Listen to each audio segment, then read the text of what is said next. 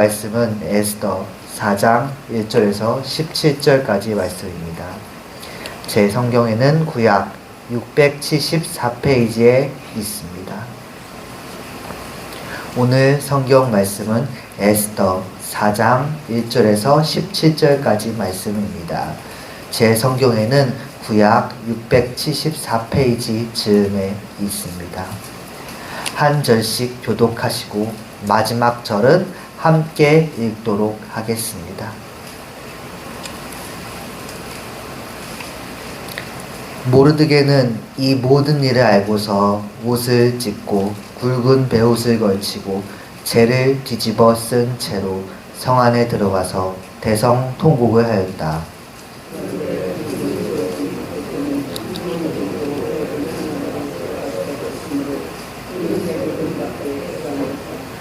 왕이 내린 명령과 조서가 전달된 지방마다 유다 사람들은 온통 탄식하고 금식하며 슬프게 울부짖었다. 모두들 굵은 베옷을 걸치고서 제 위에 누웠다.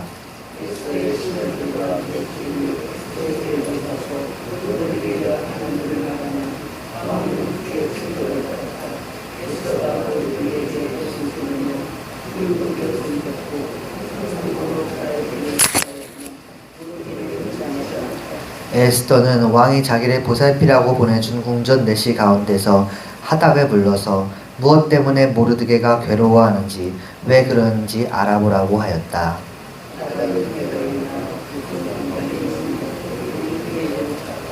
모르드게는 자기에게 일어난 일을 처음부터 끝까지 하닥에게 모두 이야기하였다. 하만이 유다 사람을 모조리 없애려고 왕의 금고 추납을 맡은 관리들에게 주어 입금하겠다고 약속한 돈의 정확한 액수까지 밝혔다.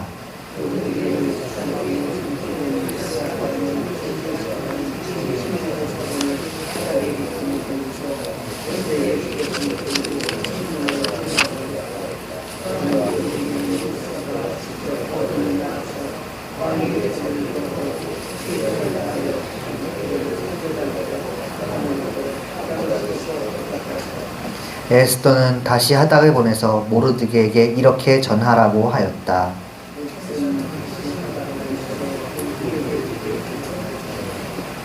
임금님이 부르시지 않는데 안뜰로 들어가서 왕에게 다가가는 자는 남자든지 여자든지 모두 사형으로 다스리도록 되어 있습니다.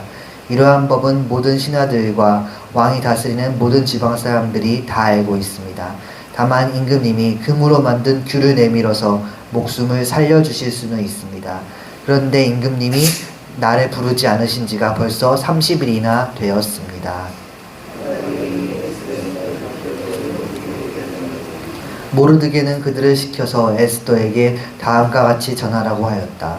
왕후께서는 궁궐에 계시다고 하여 모든 유다 사람이 겪는 재난을 피할 수 있다고 생각하십니까?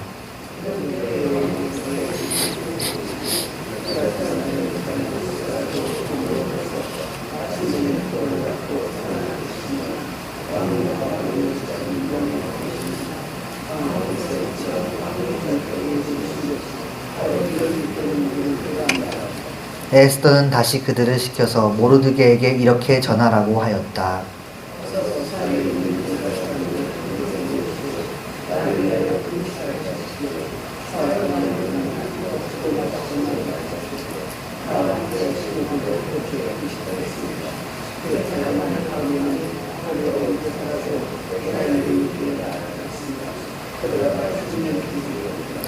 모르드게는 나가서 에스더가 일러준 대로 하였다. 아멘. 오늘 말씀을 전하기에 앞서서 성도님들께 한 가지 질문을 드리고자 합니다. 혹시 성도님들 중에서 일부 너무 부담되고 어렵고 힘든 사명을 감당해 본 경험이 있으신가요? 그래서 심각한 부담을 크게 느껴보신 분이 계신가요? 도저히 할 용기가 나지 않아서 하나님 앞에 간절히 기도해 본 경험이 있으실까요? 만약 정녕 제가 이 사명을 감당해야 하는 것인지 하나님께 물어보면서 고통받아 보신 경험이 혹시 있으실까요? 다른 사람도 많은데 왜 하필 내가 이 일을 감당하게 된 건지 쓰라린 속을 붙들어 본 경험이 있으시다면 오늘 성경 말씀에 잘 공감하실 수 있으실 것입니다. 오늘 본문에 나오는 인물들은 너무 큰 부담, 그리고 나에게는 너무나도 큰 책임감으로 인해 하나님께 간절히 무릎 꿇고 나아오게 되었습니다. 이 말씀이 무슨 상황인지 1절부터 보시면 먼저 모르드게가 뭔가 모든 걸 알고 대성통곡을 하는 것으로 말씀이 시작합니다. 왜 모르드게가 대성통곡을 하는가? 그거는 이제 에스더서의 스토리를 통해 저희가 알 수가 있는데요. 바로 하만이라고 하는 사람이 이스라엘을 모조리 그 족속을 없애버리려고 왕에게 가서 모든 이스라엘 사람들을 모함했기 때문입니다. 당시 이스라엘은 페르시아에게 속국으로 있는 상황이었습니다. 이스라엘뿐만 아니라 지도상으로 아시아에서 유럽에 걸쳐 아프리카의 약간에 이르기까지 수없이 많은 나라들이 당대 최강의 국가였던 페르시아 밑에서 벌벌 떨고 있었습니다. 로마가 떠오르기 전까지 당시의 문명 국가들 중에서 이 페르시아 왕과 대등하게 맞설 수 있는 사람이 세상에 존재하지가 않았습니다. 그 페르시아 왕이 하만이라는 사람을 신임하여 높이 세운 것입니다. 누구든지, 세상 누구든지 그를 보면 엎드려 절을 하며 저 자세를 취해야 한다는 왕명까지 있었습니다. 근데 이 모르드게는 어떤 신념으로 하만 앞에서도 엎드려 절을 하지 않았습니다. 하만은 이 자신에게 저 자세를 취하지 않는, 유일하게 그렇게 하는 모르드게를 괘씸히 여겨서 벌을 주려 했습니다. 여기서 문제가 커지는 게 뭐냐면 하만이 그냥 모르드게 개인에게 벌을 주고 마는 게 아니었다는 것입니다. 그걸로는 성에 차지 않아서 모르드게가 속한 유대민족 전부를 진멸시켜 버리겠다라는 이제 지구독한 생각을 하게 되었고, 왕에게, 아수에로 왕이죠, 왕에게 가서 이스라엘 사람들은 자기들끼리만 모여 사는 사람들이고 그 임금님의 법을 지키지 않는 사람들이라고 모함을 하였습니다. 이건 사실 모함이긴 한데 사실이기도 합니다. 이스라엘 사람들의 신앙생활 방침이 그러했습니다.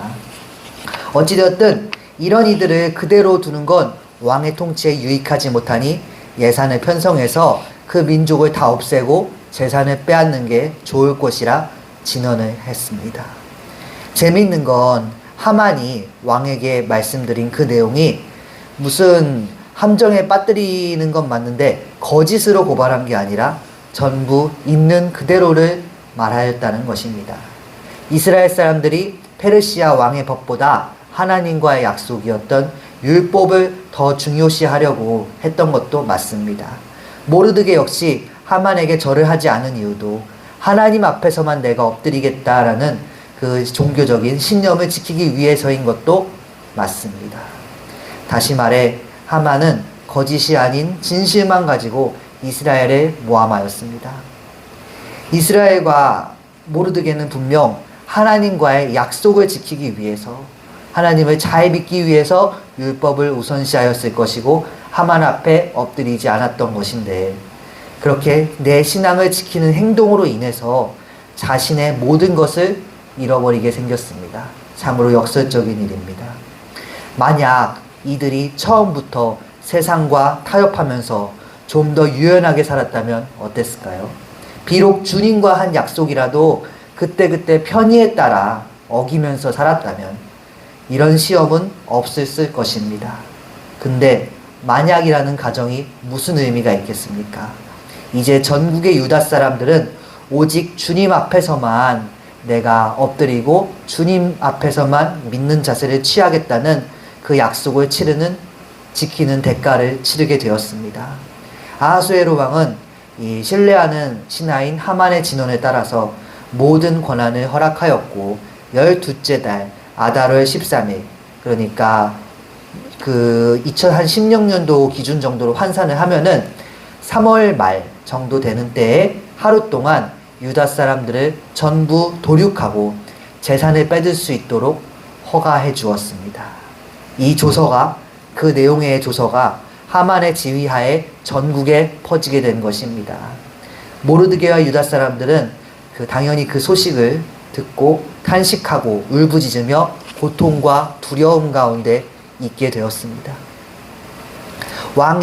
페르시아 왕의 왕후 중 하나였던 에스더 역시 모르드게가 뭔가 이상하다라는 거 알고 신복 내신 하닥을 보내서 온 유다, 자신의 고향과 모든 같은 민족의 사람들이 위기에 처했다는 소식을 듣게 됩니다.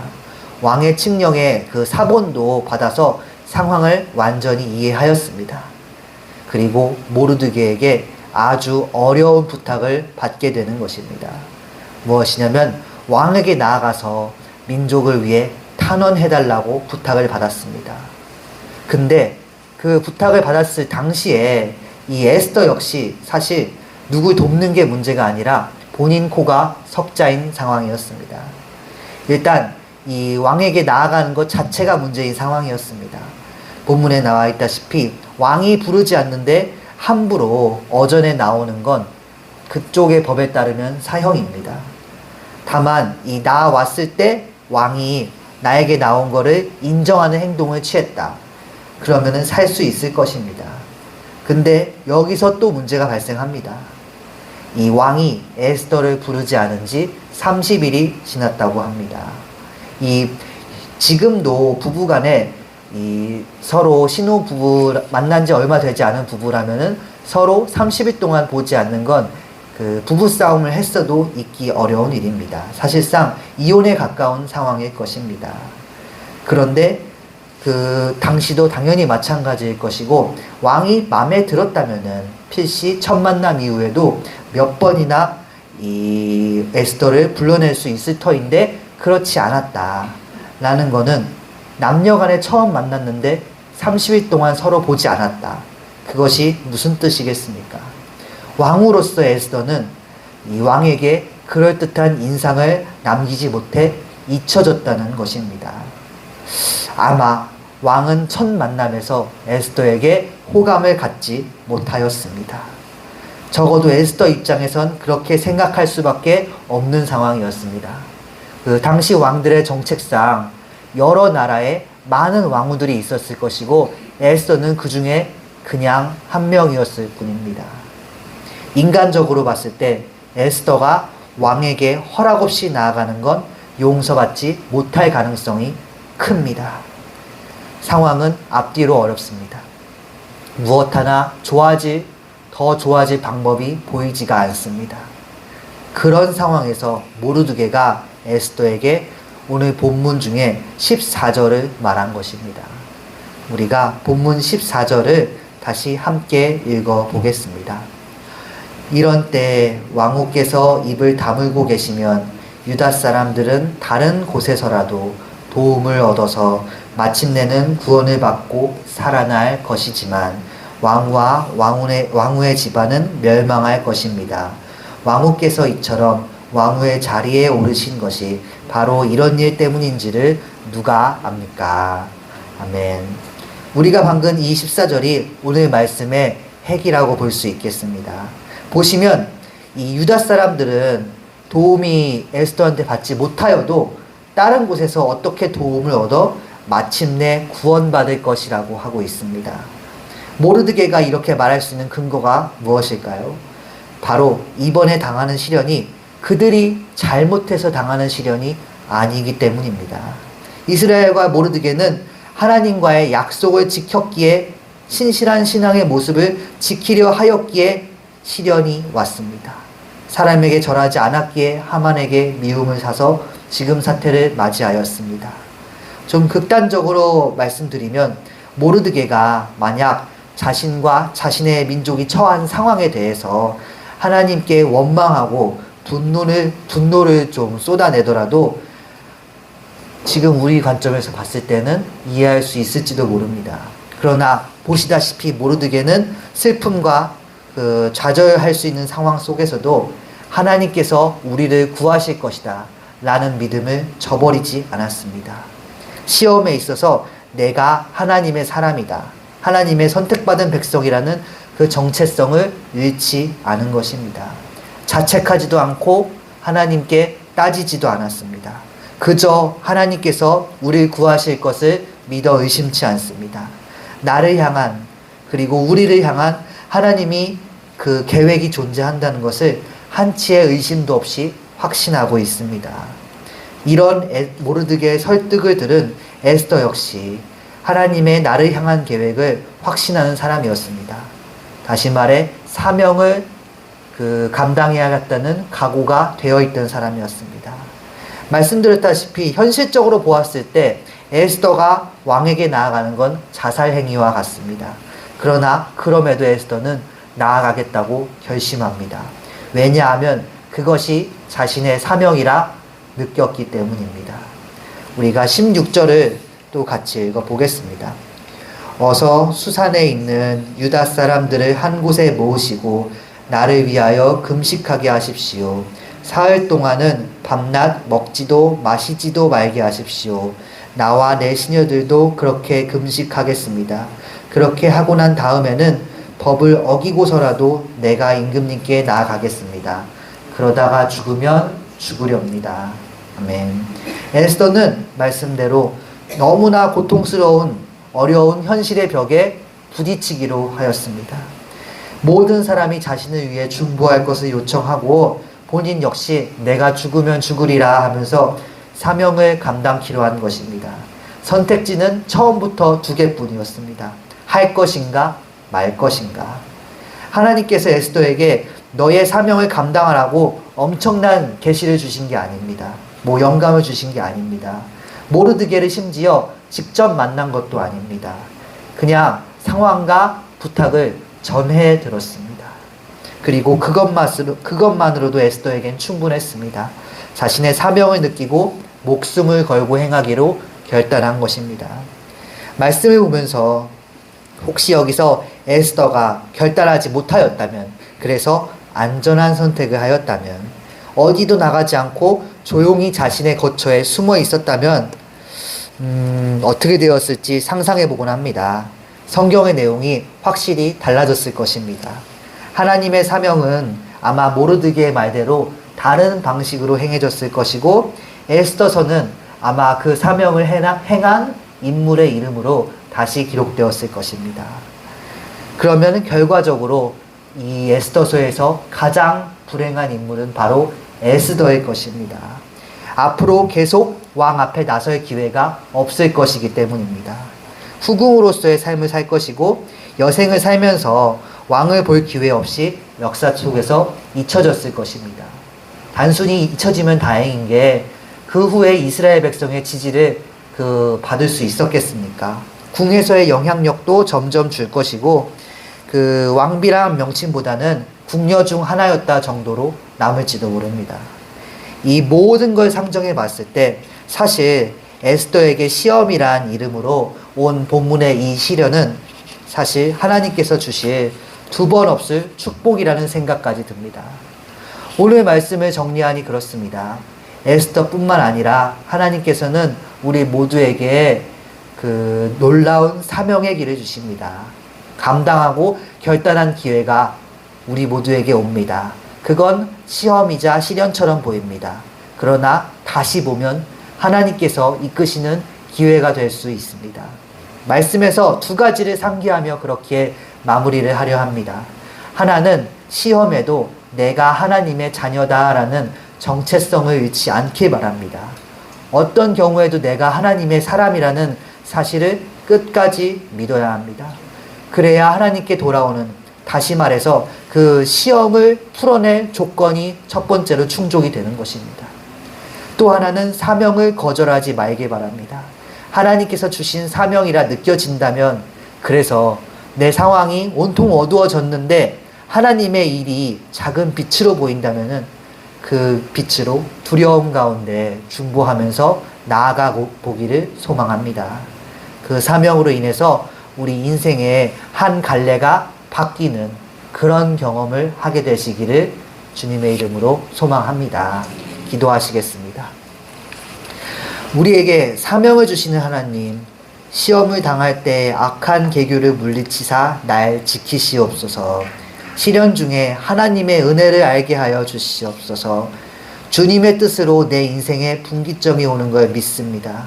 거기서 주님이 이끄시는 기회를 잡도록 허락하시옵소서. 인생의 슬픔이 찾아올 때 혹시 모를 고통 가운데에서 내가 하나님의 자녀다라는 정체성을 잃지 않도록 하시옵소서. 어둑한 오솔길 가운데 하나님의 일이라는 작은 빛을 보고 중보하며 두려움과 떨림으로 나아가도록 허락하시옵소서. 나의 슬픔을 주가 기쁨으로 변화시키실 줄 믿사오며 살아계신 예수님의 이름으로 기도드렸습니다. 아멘. 하늘에 계신 우리 아버지여, 이름이 거룩히 여김을 받으시오며 나라가 임하시오며 뜻이 하늘에서 이루어진 것 같이 땅에서도 이루어지이다. 오늘 우리에게 일용할 양식을 주시옵고 우리가 우리에게 죄 지은 자를 사하여 준 것 같이 우리 죄를 사하여 주시옵고 우리를 시험에 들게 하지 마시옵고 다만 악에서 구하시옵소서. 나라와 권세와 영광이 아버지께 영원히 있사옵나이다. 아멘.